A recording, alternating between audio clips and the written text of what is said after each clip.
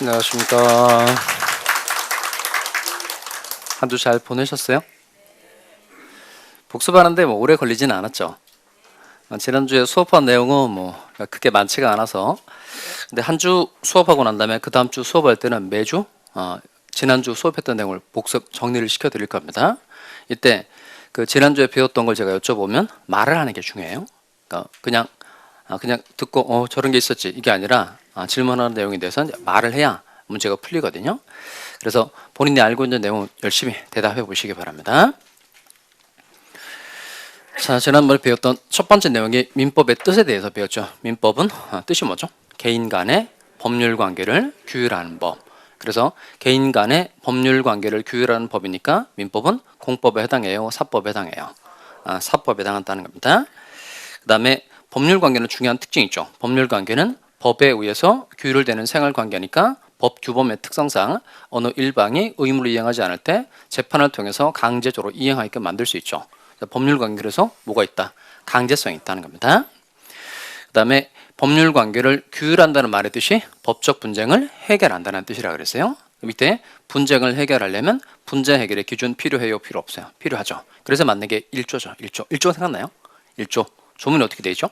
민사에 관하여 법률의 규정이 없으면 관습법에 의하고 관습법이 없으면 조리에 의한다. 그래서 분쟁 해결의 기준은 몇 가지죠? 3가지. 자, 3가지가 법률, 그리고 관습법, 그리고 조리, 이렇게 3가지가 있다는 겁니다. 자, 그리고 법률 관계가 주로 이제 계약을 통해서 법률 관계가 이루어지기 때문에 이제 계약의 종류 내용을 공부를 한 겁니다. 먼저 이 계약 중에서 당사자가 법적인 의무를 부담하기로 하는 약속이 서로 대립하는 경우를 이걸 채권계약이라고 하고, 채권계약 중에서 자주 쓰이는 계약을 민법이 이름 붙여서 15가지로 만들어 뒀죠. 이게 무슨 계약이죠? 이게 전형계약이라는 겁니다. 이 전형계약의 종류 15가지 뭐 있죠?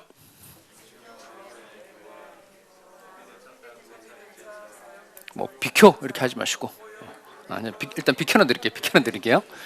자, 증여, 매매, 교환, 대차 3가지 있죠? 소비대차, 사용대차, 임대차, 그리고 노무의 제공을 목적으로 하는 게 3개 있는데 3개 뭐죠? 앞에 3개, 고용, 도급, 여행, 뒤에 3개, 현상광고, 위임, 임치, 그리고 기타 계약 3가지가 조합, 종신정기금, 화해, 이렇게 총 15가지가 있다는 겁니다. 자, 그럼 이 중에서 총 15가지 계약 중에서 계약의 전 과정을 고찰해 봤을 때 갑도 출연을 하고 을도 출연하는 관계에 있다. 그럼 무슨 계약이라고 말하죠? 유상의 쌍무예요. 쌍무. 그럼 그걸로 가는 거죠. 그러면 일단 여기를 틀리면 안 돼요. 그러니까 서로 출연했다는 겁니다. 갑도 출연하고 을도 출연했어요. 그럼 서로 출연했다. 이때는 이렇게 표현하죠. 이때는 이렇게 말해야죠. 무슨 계약? 유상계약. 그 다음에 쌍무계약이 되려면 갑이 부담하는 채무와 을이 부담하는 채무가 이거 뭐가 있어야 돼요? 결련성이 있을 때 이때 쌍무계약이라 한다는 겁니다. 그러니까 이 유상계약하고 쌍무계약 차차 많이 배우게 되겠지만 일단 헷갈릴 때는 어떻게 될까요? 어느 하나를 기준으로 외워주는 게 중요하죠. 외워주는 거. 그러니까 이게 유상계약이 되려면 이제 출연이라는 단어를 봤어요. 그럼 쌍무를 생각하면 안 되고 유상계약이 생각이 나야 됩니다. 그리고 쌍무계약은 반드시 어떤 단어가 꼭 나와야 돼요? 결련성. 갑이 부담하는 채무와 을이 부담하는 채무가 결련성이 있을 때 쌍무계약이라고 한다는 겁니다. 그러면 갑도 출연하고 을도 출연하는 관계에 있다. 그럼 이 계약은 무슨 계약이 되는 거죠? 유상계약. 그 다음 한쪽만 출연하고 다른 쪽은 출연하는 게 없으면 무상계약이 되는 겁니다. 결련성이 있으면 쌍무계약이고 결련성이 없으면 편무계약이 되는 겁니다. 자, 해마다 이제 이걸 어떻게 하면 구별시켜 드릴 수 있을까 고민을 많이 하거든요. 근데 제가 작년에 그 TV에 출연했단 말이에요. 그 우리 그냥 그런 TV가 아니고 홈쇼핑에 제가 출연했어요. 홈쇼핑에 출연했단 말이에요. 그 홈쇼핑에 출연했는데 생각보다 제가 물건을 좀 잘 팔더라고요. 그래서 저는 내 안에 그런 게 이제 처음 알았단 말이에요. 이제 그 홈쇼핑 출연해서 이제 물건 팔고 난 다음에 끝나고 나니까 거기서 뭐 PD분인가 와가지고 저한테 사인을 하라고 그랬더니 종이에 왜 사인하라고 하길래 이거 뭐예요? 그랬더니 오늘 이제 출연료가 나오니까 거기다 사인을 하라는 거예요. 그래서 사인 이렇게 했죠. 오, 많이 주더라고요. 백화점 상품권 주더라고요. 그걸 5장 주던데 기분이 되게 좋았단 말이에요. 하여튼 그 상품권 저 좀 좋아해요. 예, 참고하시라 이거예요.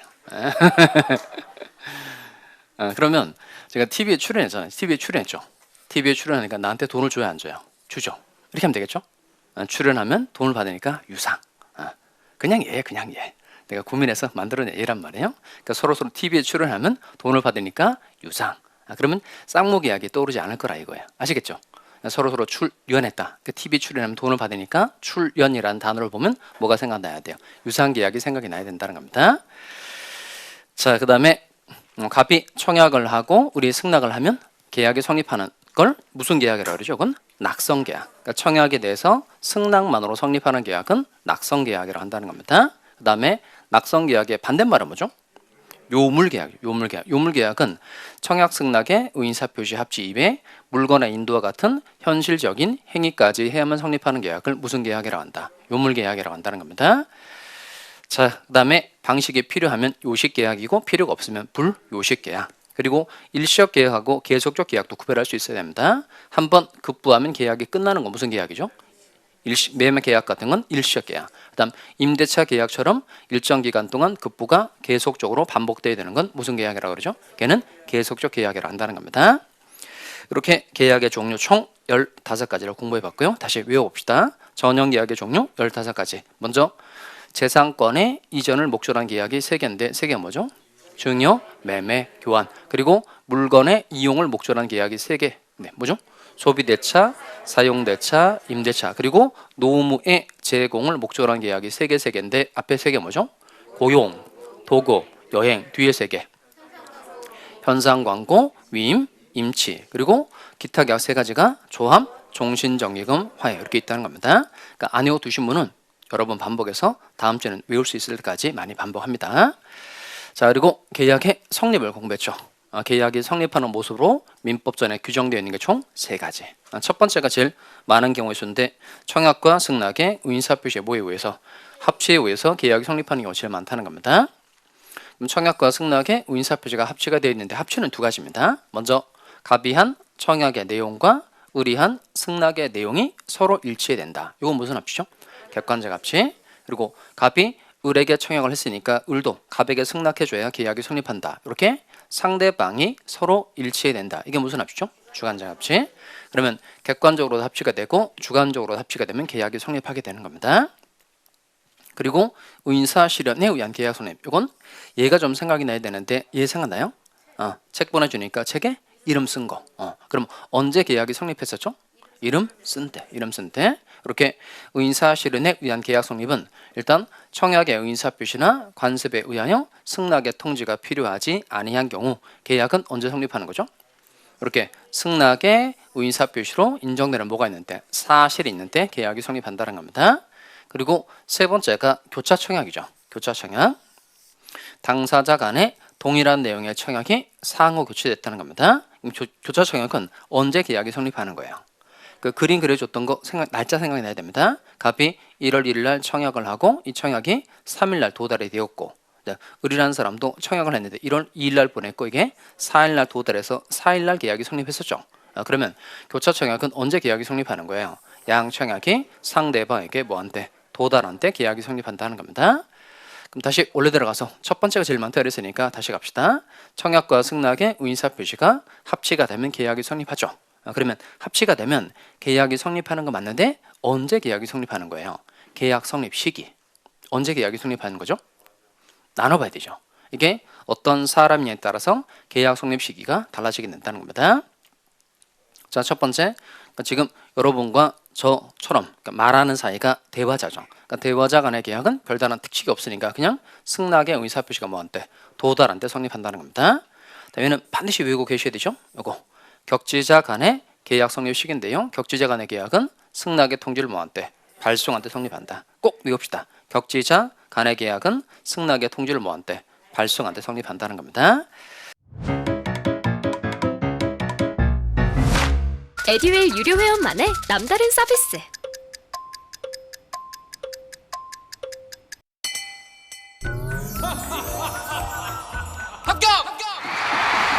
합격하고 돈도 받는 혜택. 오직 에듀윌 유료 회원에게만. 에듀윌. 무료 합격!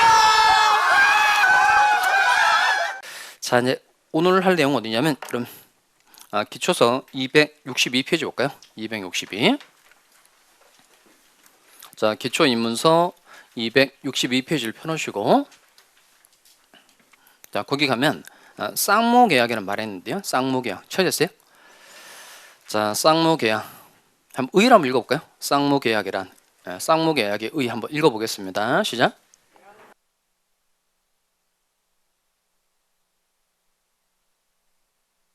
자, 그렇게 했으면 됐고, 일단 이렇게 해놓고 이제 교환으로 와서 쌍무계약의 특질, 이게 결련성이라는 겁니다. 교환에 대해 좀 필기할까요?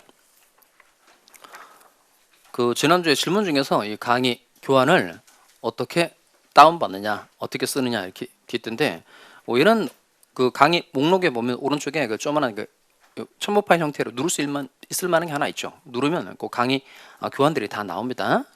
그래서 동영상으로 수업 받는 분은 그 다운해 가지고 출력해서 본 수업에 임하시면 되겠어요. 학원에 오시는 분은 올 때 하나씩 꼭 챙겨 가지고 오시고. 자, 그럼 여기다 좀 필기를 좀 해볼까요? 쌍무계약이 되려면 반드시 갑이 부담하는 채무와 을이 부담하는 채무가 결련성이 있어야 되는데, 결련성 옆에다 땡땡 하시고 주고받고의 관계라고 한번 써봐요. 주고받고의 관계, 주고받고의 관계. 그 다음에 거기다가 이게 영어로 말하면 조금 쉬운데,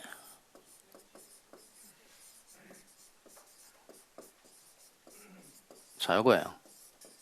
근데 발음은 여러분 알아서 하셔야 됩니다. 예, 읽을 때 어떻게 읽죠? 그렇게 읽죠. 그러니까 주고받고, 네가 하니까 나도 한다. 이렇게 주고받고의 관계를 결련성이라고 얘기합니다. 그러면 이 쌍무계약이 되려면 반드시 이 단어가 꼭 나와야 돼요. 어떤 단어가 나와야 된다고요? 결련성, 이런 단어가 꼭 나와야 된다는 겁니다. 자, 그러면 이 결련성은 세 가지로 되어 있는데요. 성립상의 결련성이라는 게 있고, 그다음 이행상의 결련성이라는 게 있고, 존속상의 결련성이 있다는 겁니다. 얘는 뜻은 쉬워요. 그럼 성립상의 결련성은 성립에 있어서 주고받고의 관계, 그 다음 이행상의 결련성은 이행에 있어서 주고받고의 관계, 그 다음 존속상의 결련성은 존속에 있어서 주고받고의 관계를 말한다는 겁니다. 자, 그러면 제가 얘 가지고 한번 해볼 테니까 보세요. 자, 먼저 갑, 이 사람 건물 하나 가지고 있고, 건물에 대해서 이제 을과 매매 계약을 체결한 겁니다. 지난 시간에 이 그림 봤죠? 그러면 갑이라는 사람은 건물을 팔았으니까 갑은 을한테 뭘 해줘야 되죠? 건물 소유권을 이전해 줘야 되고, 을은 뭘 지급해 줘야 돼요? 대금 지급해 줘야 된다는 겁니다. 자, 그러면 매매 계약을 체결한 날짜가 며칠이죠? 1월 1일. 이건 계약 체결시 이렇게 말하면 되고, 그리고 소유권 이전하고 대금 지급하기로 한 게 며칠이죠? 3월 1일이죠. 그럼 3월 1일은 뭐가 될까요? 이행기. 여기는 계약 체결시, 3월 1일은 이행기 또는 변제기 이렇게 표현합니다. 자, 그러면 먼저 건물 매매 계약을 체결한 경우에 갑이 출연한 건 뭐죠? 갑이 출연한 건 건물, 을은 뭘 출연했어요? 대금. 그러니까 갑도 출연했고 을도 출연한 겁니다. 그럼 이 계약은 무슨 계약이 되는 거죠? 쌍무가 아니고 아까 출연 그랬으니까 뭐죠? 유상. 갑도 출연을 하고 을도 출연했으니까 이 매매 계약은 일단 유상이다, 무상이다? 유상계약. 그 다음에 쌍무계약이냐 편무계약이냐 관련해서 이때는 요 갑이 부담하는 채무와 을이 부담하는 채무가 주고받고의 관계가 있는데, 요 쌍무계약의 쌍무라는 걸 잘 볼까요? 요 무라는 건 뭘까요? 무라는 건 의무를 말하는 겁니다. 의무. 근데 요 쌍은 쌍으로 해요. 그러니까 즉 이행기에 쌍으로 의무를 부담하는 게 쌍무계약이라는 겁니다. 이행기에 쌍으로 의무를 부담하는 계약이 쌍무계약이라는 거예요. 그러면 얘네들은 매매 계약을 체결한 날짜가 1월 1일. 3월 1일이 되면 갑이라는 사람은 건물 소유권을 이전해 줘야 되고, 을은 뭘 지급해 줘야 되죠? 대금 지급해 줘야 되죠. 그러면 이때 요 이행기에 둘 모두 다 각각 채무를 부담하게 된다는 겁니다. 이렇게 이행기에 쌍으로 의무를 부담하는 게 이게 무슨 계약이 될까요? 이게 쌍무계약이라는 겁니다. 그다음 대금 받지 않고 건물 공짜로 주기로 약속하는 계약은 뭐가 될까요? 대금 안 받고 건물 공짜로 주기로 하는 건 증여계약이 되는 거죠. 그럼 증여계약은 이행기에 갑 혼자서만 의무를 부담하게 되고, 을은 부담하는 의무 자체가 있어요, 없어요? 없죠. 그럼 이 증여계약은 일단 유상계약이냐 무상계약이냐와 관련해서 무슨 계약이 될까요? 무상계약이 되는 거고, 그다음 쌍무계약이냐 편무계약이냐 중에는 뭐가 되는 거죠? 편무계약이 되는 거죠. 그러니까 이행기에 한쪽만 의무를 부담하게 된다는 겁니다. 이렇게 이행기란 말이 잘 기억나야 됩니다. 이행기에 둘 모두 다 의무를 부담하면 무슨 계약이 되는 거고 쌍무계약이 되는 거고 이행기에 한쪽만 의무를 부담하면 편무계약이 된다는 겁니다. 그럼 다시 첫 번째로 와서 쌍무계약은 갑이 부담하는 채무와 을이 부담하는 채무가 주고받고의 관계에 있어야 되는데 첫 번째 성립사유의 결론성 쉬워요. 성립사유의 결론성은 말 그대로 성립에 있어서 주고받고의 관계를 말한다는 겁니다. 이 말은 갑의 채무가 성립해야만 을의 채무도 성립하는 관계라는 거예요. 그럼 이 말은 갑의 채무가 성립하지 않으면 을의 채무도 성립해요? 성립하지 않아요? 성립하지 않는다는 겁니다. 성립상의 결론성은 말 그대로 성립에 있어서 주고받고의 관계인 거예요. 그 다음에 이행상의 결론성을 한번 읽어보셔야 되는데 이건 책에 좀 읽어봅시다. 그 밑에 가시면 이행상의 결론성이라고 되어 있는데 찾으셨어요? 그러니까 쌍무계약의 특질이라고 해서 그 두 번째가 이행상의 결론성인데 한번 읽어보겠습니다. 같이 읽어보겠어요. 시작.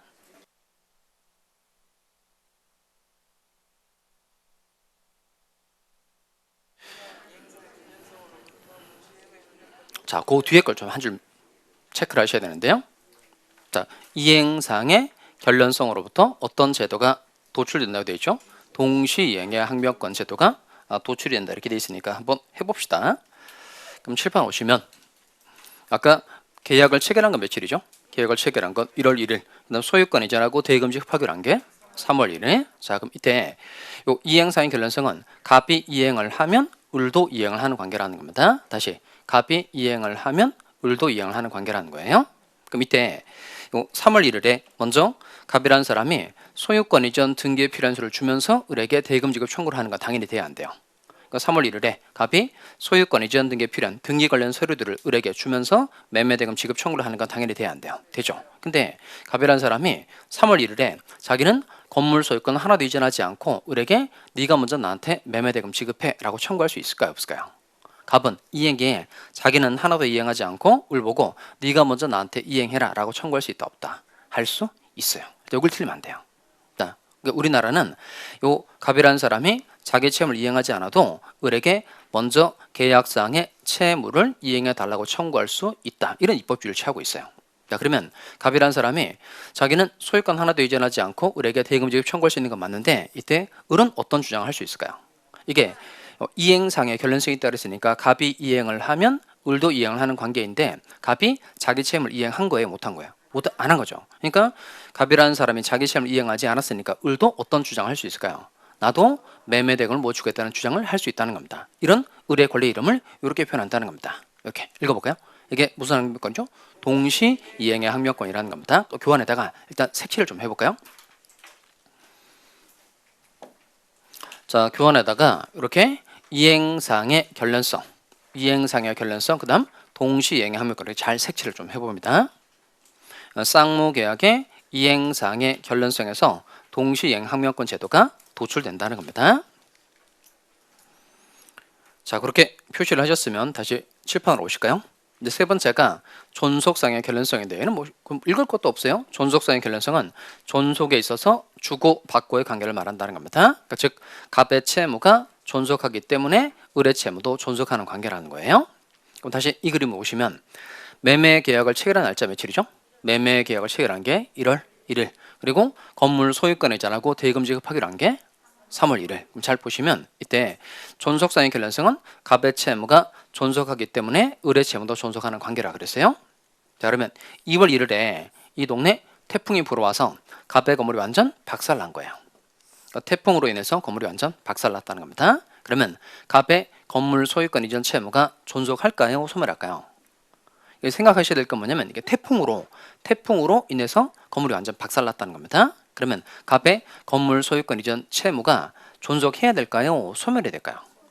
소멸해야 되겠죠. 소멸. 왜냐하면 갑이라는 사람에게 아무런 잘못이 없는 사유로 인해서 건물 소유권 이전이 불가능해진 거니까 갑의 건물 소유권 이전 채무는 그냥 소멸해야 되는 겁니다.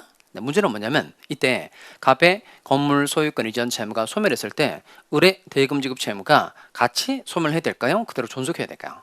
먼저 해봅시다. 만약에 요 갑의 건물 소유권 이전 채무가 소멸했을 때 을의 대금 지급 채무도 같이 소멸한다면 결론은 뭐가 될까요? 이것도 없어지고 이것도 없어지는 거는 결론은 갑은 을에게 대금 지급 청구를 할 수 있다 없다? 없다 이렇게 되는 거고 그 다음에 갑의 건물 소유권 이전 채무가 소멸하더라도 을의 대금 지급 채무가 그대로 존속한다. 그러면 갑은 을에게 대금 지급 청구할 수 있다가 되는 겁니다. 자, 그러면 이때 갑의 채무가 소멸했을 때 을의 채무도 같이 소멸하는 게 원칙이에요? 그대로 존속하는 게 원칙이에요? 같이 소멸해야죠. 왜 그럴까요? 요것 때문에 그래요. 이게 존속상의 결론성 때문에 그렇다는 겁니다. 그러니까 즉 갑의 채무가 존속하기 때문에 을의 채무도 존속하는 관계니까 갑의 채무가 소멸하면 을의 채무도 같이 소멸한다. 그대로 존속한다. 같이 소멸한다는 겁니다. 그럼 결론은 뭘까요? 같이 소멸하게 되니까 결국 갑은 을에게 대금 지급 청구를 할 수 있어요? 없어요? 없죠. 그럼 이때는 누가 손해를 보게 될까요? 갑이 손해보죠. 갑은 어떤 손해를 보죠? 갑은 건물도 잃어버리고 돈도 못 받고 이렇게 된다는 겁니다. 이걸 두고 갑이 위험을 부담하였다 이렇게 말합니다. 갑이 무엇을 부담하였다? 위험을 부담하였다 이렇게 표현한다는 겁니다. 이렇게 존속사항의 결론성에서 나오는 제도 이게 위험부담이라는 겁니다. 자, 여기도 잘 색칠해 둘까요? 존속사항의 결론성, 위험부담 이렇게 표시를 한번 해봅니다. 그렇게 해두면 내용 정리하기가 수월할 거예요. 자, 그러면 다시 칠판으로 오실까요?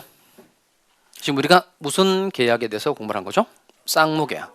쌍무계약은 이행기에 쌍으로 의무를 부담하는 계약이다라는 겁니다. 즉 갑이 부담하는 채무와 을이 부담하는 채무가 주고받고의 관계에 있을 때 결론성이 있다고 말하고 결론성 있는 계약을 쌍무계약이라고 한다는 겁니다. 그 다음에 여기 보시면 동시행의 항명권하고 위험부담은 오직 무슨 계약일 때만 나오는 거예요? 쌍무계약일 때만 나온다는 겁니다. 다시 동시행의 항명권하고 위험부담은 오직 무슨 계약일 때만 나온다고요? 쌍무계약일 때만 나온다는 겁니다. 근데 그 법조문에 쌍무계약이라는 말이 법조문에 나올까요? 안 나올까요?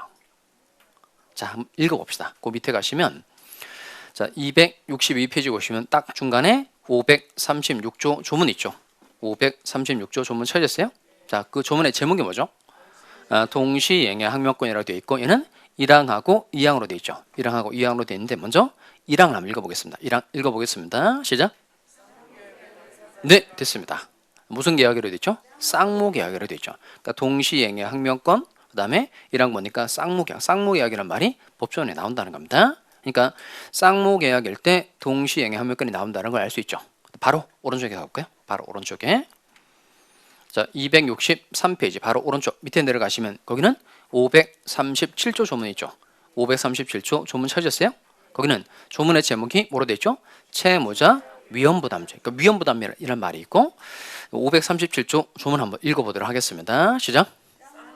네, 됐습니다. 무슨 계약이라 했죠? 쌍무계약. 거기도 채무자 위험부담죄, 위험부담이라고 되어 있고 쌍무계약이라고 조문에 나오니까 마찬가지로 쌍무계약일 때만 이렇게 위험부담 문제가 생긴다는 걸 알 수 있다는 겁니다. 또 한 장 넘겨볼까요? 자, 한 장 넘겨보시면 거기는 채권자 위험부담주의라고 해서 538조 조문 있죠? 거기도 1항하고 2항이 있는데 1항만 한번 읽어보겠습니다. 시작. 계속 읽으세요. 계속 읽으세요.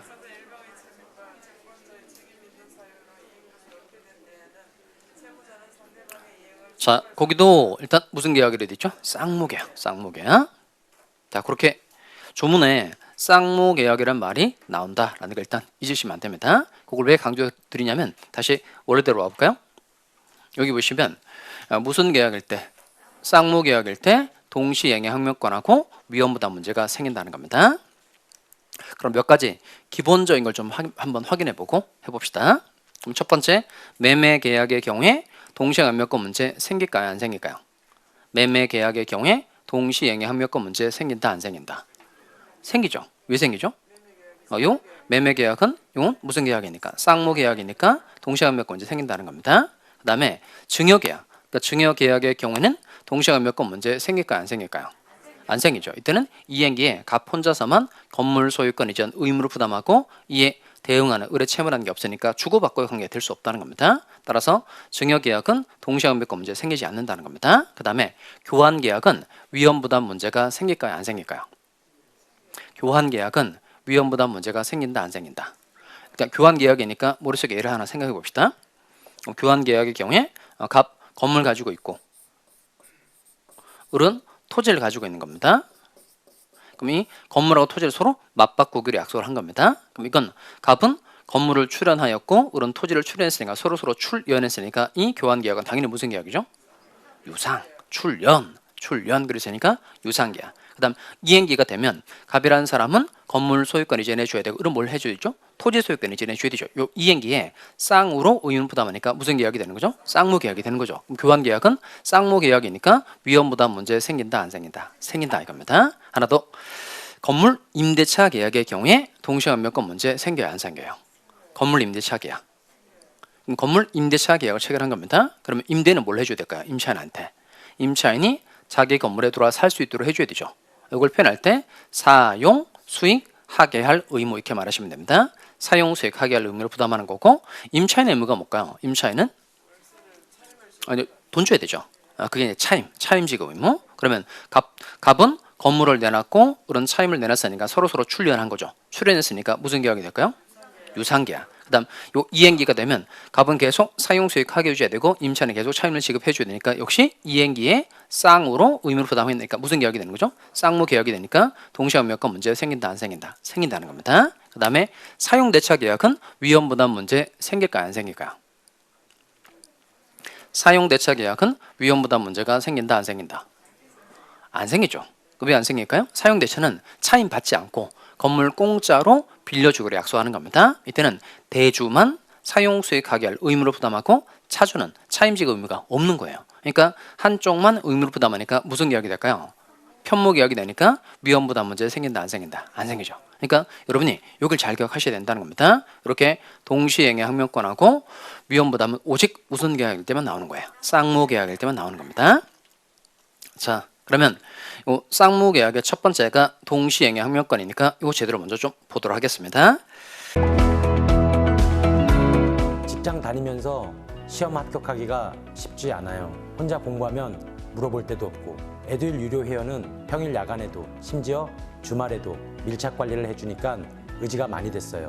에듀윌은 합격의 지름길입니다. 자, 여러분 교환 노루는 이제 2페이지로 올까요? 교환 2페이지. 자, 두 번째 이제 할 내용은 뭐냐면 거기 보면 그 상단 부분에 제목이 뭐로 되어 있죠? 채권자와 채무자의 이름을 붙이는 법.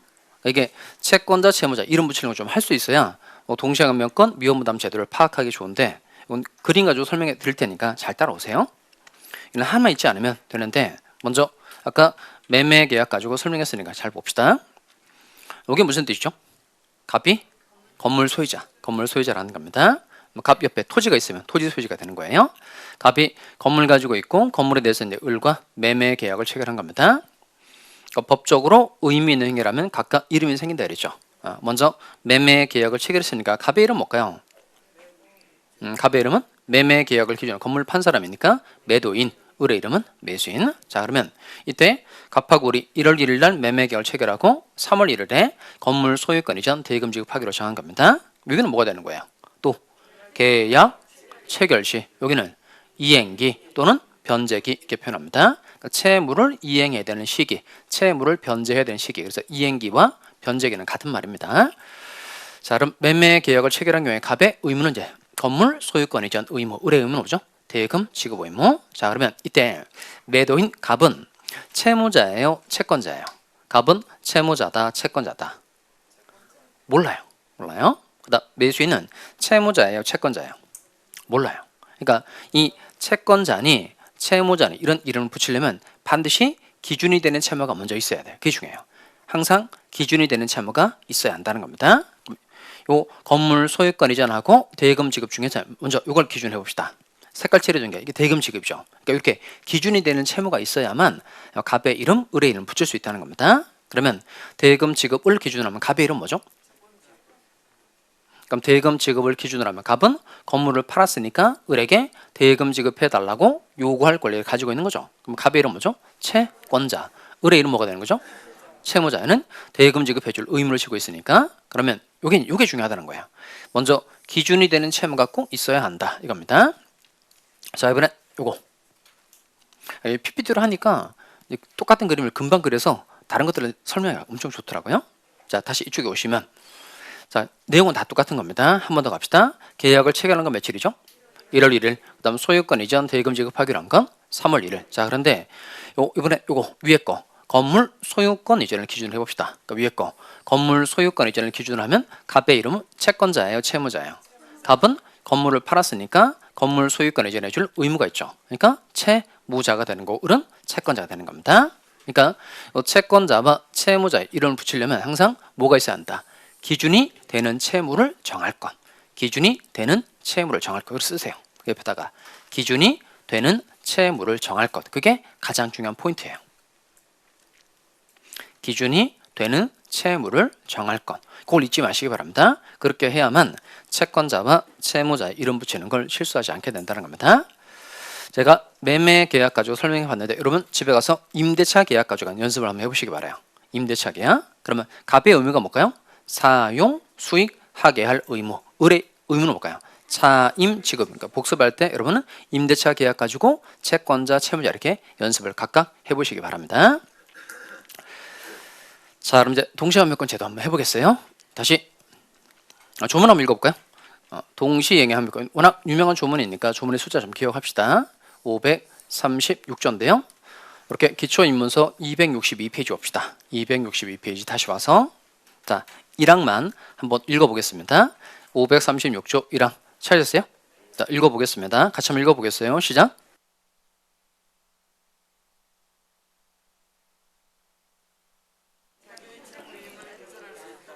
자, 그럼 거기서 쌍무계약의 당사자 일방은 상대방의 채무의 이행을 제공할 때까지 자기 채무 이행을 거절할 수 있다 이렇게 돼 있죠. 그럼 1항에서 가장 중요한 단어는 두 자인데 뭘까요?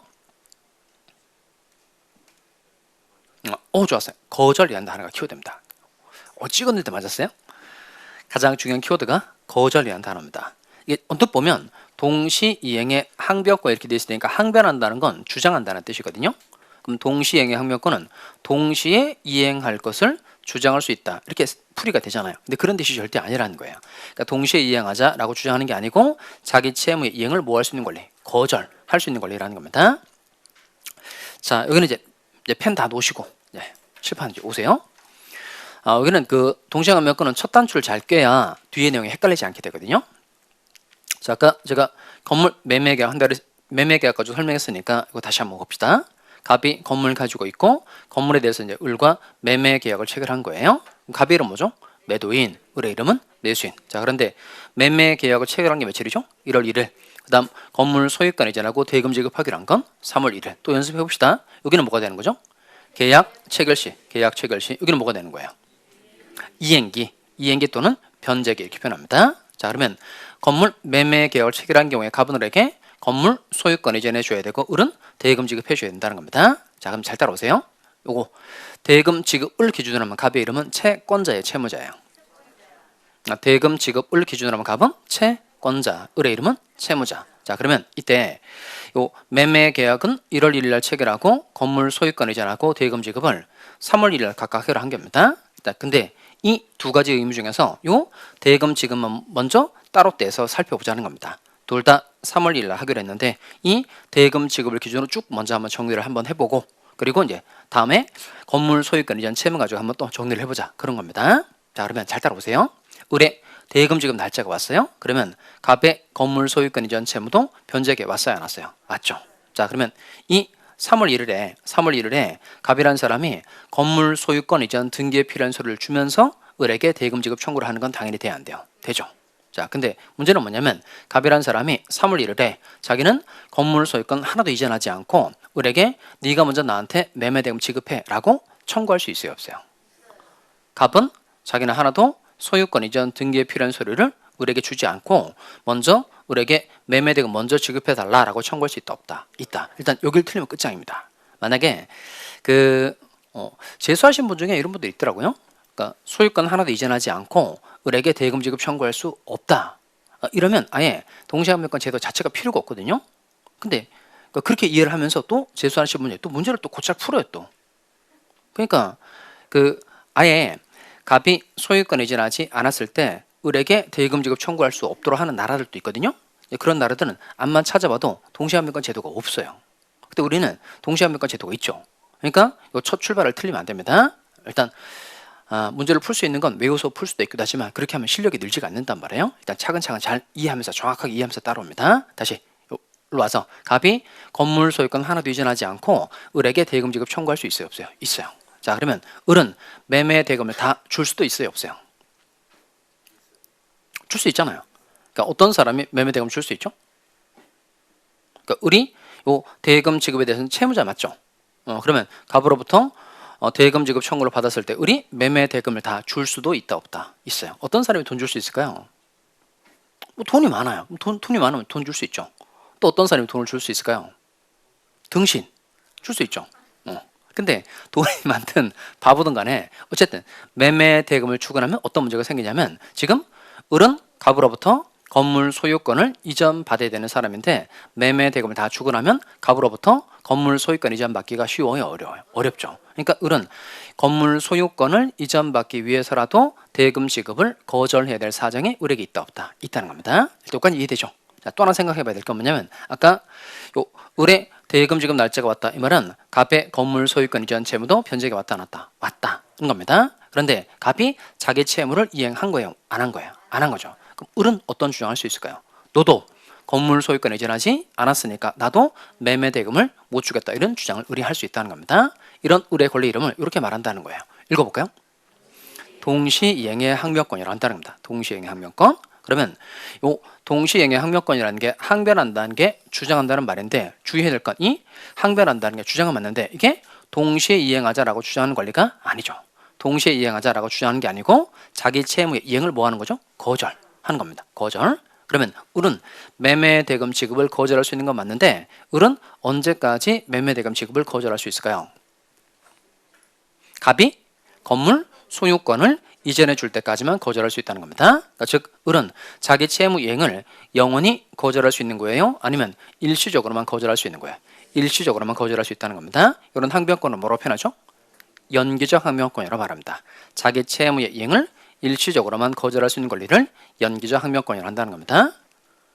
뭐 이렇게 쓰세요? 뭐 제가 특별히 쓰세요라고 말씀드리는 거 이외에는 안 쓰셔도 돼요. 왜냐면 제가 여러분이 써야 될 건 다 교환으로 다 만들어 가지고 왔잖아요.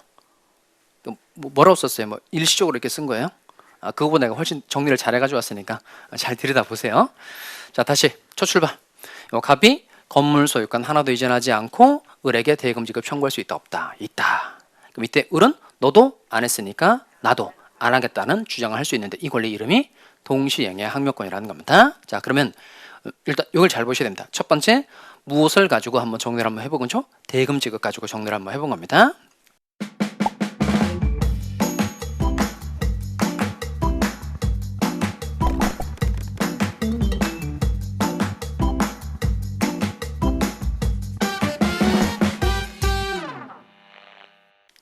자, 이번엔 거꾸로 요거 건물 소유권 이전 가지고 해봅시다. 다시 똑같은 거 한 번 더 하겠어요? 계약을 체결한 건 며칠이죠? 1월 1일. 그다음 소유권 이전하고 대금 지급하기로 한 건 3월 1일. 자, 그러면 이번엔 건물 소유권 이전을 기준으로 하면 갑의 이름 뭐죠?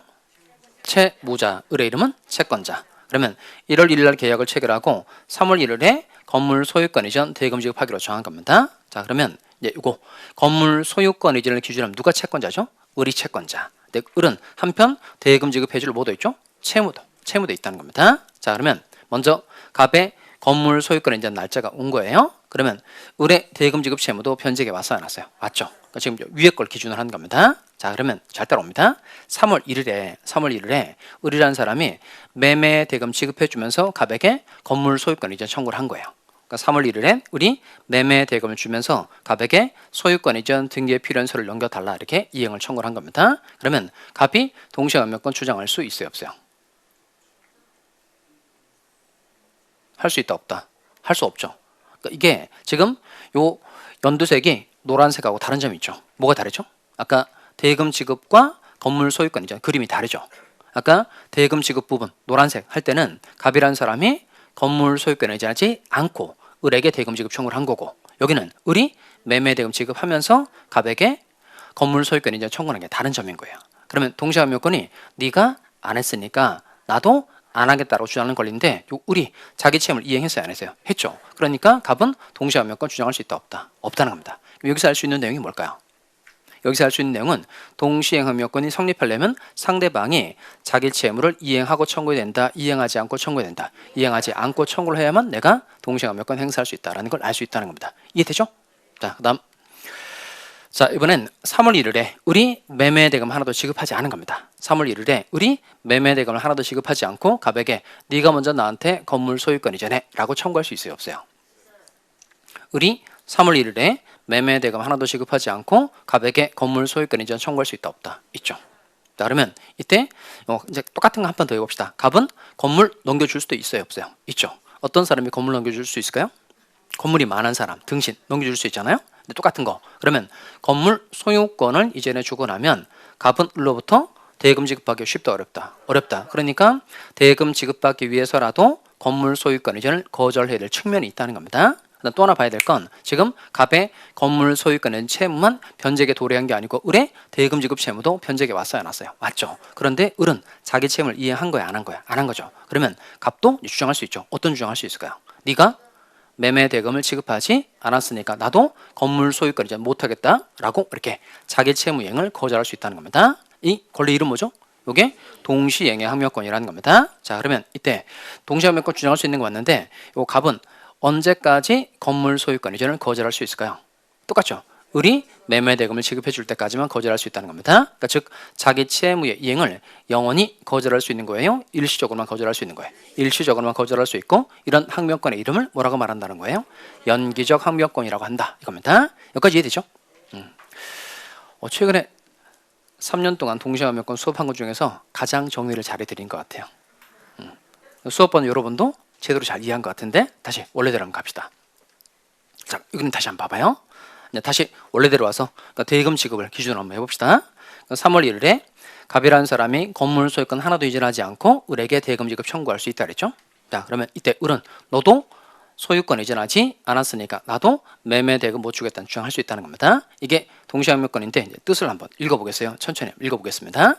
자, 같이 한번 읽어볼까요? 시작. 채권자가 자기 채무를 이행하지 않고 채무자에게 이행을 청구한 경우 채무자는 일시적으로 자기 채무의 이행을 거절할 수 있는 거리다. 아까 필기하려고 했던 게 이걸 필기하려고 했던 거였죠. 자, 그럼 제가 천천히 다시 해드릴 테니까 보세요. 이렇게 채권자가 건물 소유권 하나도 이전하지 않은 겁니다. 그럼 채권자가 자기 채무를 이행하지 않고 채무자에게 돈을 달라고 얘기했다는 겁니다. 채무자에게 이행을 청구한 경우 다시 채권자가 자기 채무를 이행하지 않고 채무자에게 이행을 청구한 경우 누구는 채무자는 일시적으로 자기 채무 이행을 뭐 할 수 있다? 거절할 수 있다는 겁니다. 자, 요거 외울 수 있을까요? 자, 한번 다시 한번 해봅시다. 천천히. 누가? 채권자가 자기 채무를 이행하지 않고 채무자에게 이행을 청구한 경우 채무자는 일시적으로 자기 채무의 이행을 거절할 수 있는 권리이다. 이렇게 말하시면 됩니다. 자, 그러면 이제 두 가지를 질문 드릴 테니까 해보세요. 이 정도 하면 동시항명권 한 절반 정도는 해결한 거거든요. 자, 그럼 첫 번째 질문. 쌍무계약의 각 당사자는 자기 채무를 이행하지 않고 먼저 채무자에게 이행을 청구할 수 있다. O의 X예요. 못 들었어요? 다시 한 번 더. 쌍무계약의 각 당사자는 자기 채무를 이행하지 않고 먼저 상대방에게 이행을 청구할 수 있다.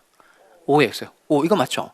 갑이라는 사람이 소유권 이전하지 않고 을에게 대금 지급 청구할 수 있었고 그 다음 을이라는 사람도 대금 지급하지 않고 갑에게 건물 소유권 이전 청구할 수 있었으니까 서로 자기 채무를 이행하지 않고 상대방에게 이행을 청구할 수 있다는 겁니다. 자, 두 번째 문제. 그럼 동시항명권은 갑이 행사하는 거예요? 을이 행사하는 거예요? 둘 다 행사할 수 있는 거예요. 둘 다 행사할 수 있는 거죠. 이건 쉬운 거고. 그럼 이때 동시항명권은 채권자가 행사하는 거예요? 채무자가 행사하는 거예요? 둘 다 할 수 있는 거 맞죠? 갑도 동시항명권 행사할 수 있는 거 맞고 을도 동시항명권 행사할 수 있는 거 맞는데 두 사람이 각각 다 채무자의 집에서 동시항명권 행사하는 거냐 아니면 채권자의 집에서 동시항명권 행사하는 거냐 이런 물음인 거예요. 그러니까 채권자가 행사하는 거냐 채무자가 행사하는 거냐 누가 행사하는 거예요?